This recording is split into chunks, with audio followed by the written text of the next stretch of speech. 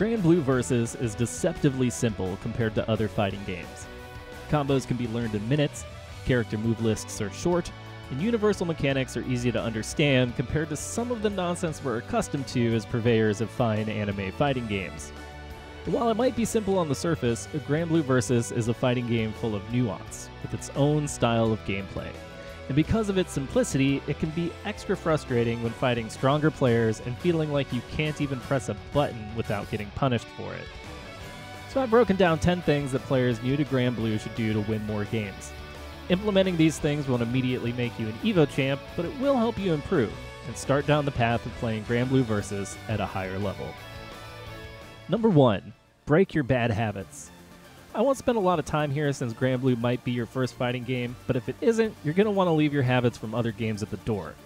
I spent weeks of playing Granblue Versus before I stopped trying to air dash, chicken block, dash block, rejump, and a number of other habits I had from playing other fighters. Playing Granblue well is going to require you to rewire a lot of autopiloting you might be bringing over from those games. This is especially pronounced if you're coming from other anime fighters with a lot of aggressive options, air footsies, and full-screen normals. So, approach Granblue with a clean slate, a chance to reinvent yourself, and leave the habits you have from other games behind. Number 2.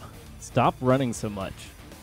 Running, or dashing, in Granblue Versus is a commitment, and unlike many other fighting games, you can't immediately cancel a run into a block. In fact, it takes 10 whole frames just for a dash to recover into walking backwards and blocking. You can, however, immediately cancel dashing into a button, special, spot dodge, or a roll, which is why you can be running straight at someone's face on knockdown and still spot dodge a wake-up super after the super flash. So I invite you to take a walk instead and enjoy the view. You'll know you're playing Granblue better when you're walking more than you're running. Number 3. Stop jumping so much. Much like Street Fighter, jumping in Granblue is pretty dangerous, except even more so. Many characters get their most damaging combos off of anti-airs, and jumping is slow enough to be easily reacted to.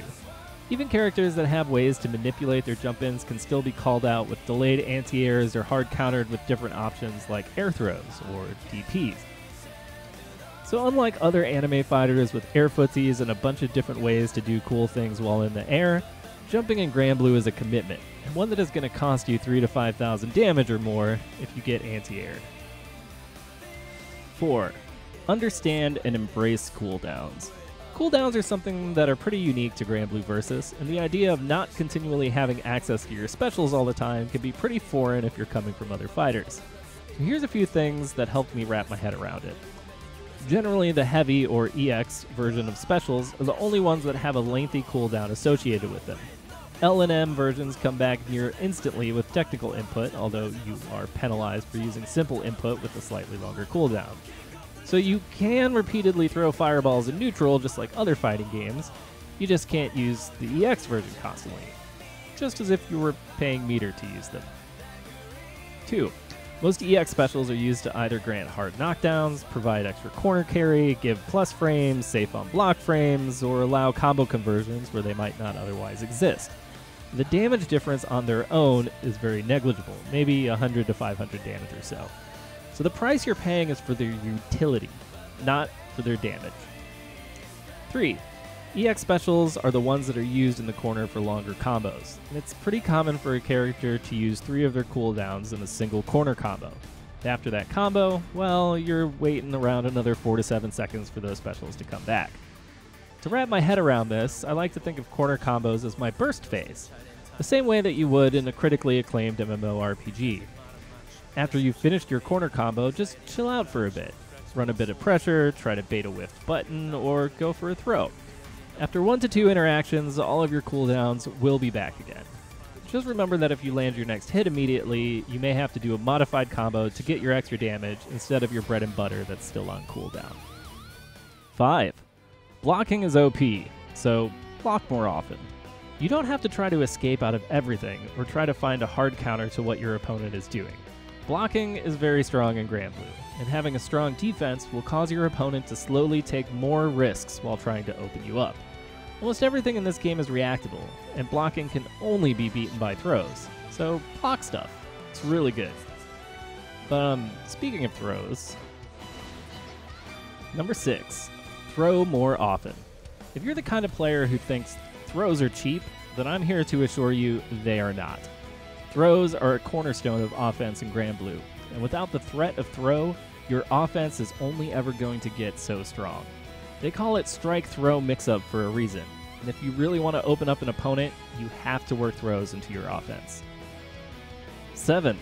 Stop using Overdrive as soon as it's available. We all know that Overdrive can be a very powerful option. It's a get-off-me tool, prevents you from taking chip damage, puts chip damage on all your normals, and still gives you access to supers. But it's not something you can just do without the risk of being punished.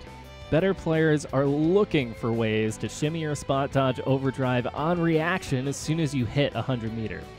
There's even a spot dodge option select off safe jumps that beat Overdrive clean. So use Overdrive if you want, just don't use it so obviously, or you're going to get blown up. 8. Leave pauses in your turn for counterplay and reactions. So, there's this baggage I carried into Granblue from other fighting games where I was obsessed with the idea of keeping my turn. I had to keep the pressure going, I had to try and turn steal and turn extend, I had to avoid letting my opponent get out of block strings, etc, etc, etc. Well, the truth is that pausing your pressure just for a moment so that your opponent can do something risky is a big part of how Granblue works. Pushing yourself out of range of your own normals tends to mean that your opponent has to walk into your range to do something back to you. And when they whiff, or jump, or do something else risky, that's your chance to punish. So remember when you're running your strike-throw mix-up that taking a quick pause to let your opponent do something risky can be just as valuable as going back in for more pressure. After all, it's only when you're already committed to an attack that you can't spot dodge an overdrive or react in time to a jump-in. Speaking of jump-ins, number 9, learn to anti-air reliably. Yeah, just like you should be jumping less, anti-airing is an essential skill to prevent your opponent from jumping in at you for free. Taking away this approach option is huge, especially if you're able to do it consistently. Not to mention, if you're playing a character like Lancelot or Yule, anti-airs are absolutely essential for getting big damage anywhere on the screen. So think of anti-airs as something you should be actively looking for, something that you want to fish for. You want to encourage your opponent to jump because, oh man, are anti-air combos spicy. And finally, number 10, avoid being predictable and repetitive. This is true for any fighting game, but in a game with a small moveset and simple mechanics, mixing things up become even more important and more nuanced. You can't really dig deep into a move list and pull out move 186 in your kit, hoping that your opponent has never seen it before. Instead, you have to change your pressure routes, your timing, and your approach methods. This is probably one of the more difficult things to put into practice, so my recommendation is to look at the replays of your own matches and look at everywhere you do the same thing more than 3 times. When you throw a fireball, do you always throw 2 fireballs? Do you always do a tick throw after you score a big combo? Whatever the habit is, figure it out and mix it up. Well, that's going to be it for this video. As always, I appreciate your likes, subscribes, and supportive comments down below. Your enthusiasm for the guides I've been making is why I've stayed motivated to make them, and while I'll probably continue to do so for the foreseeable future. So thank you for helping make these happen. This has been Raven, and I'll see you next time. You called us in here to tell us that? No, I called you in here to change your lives.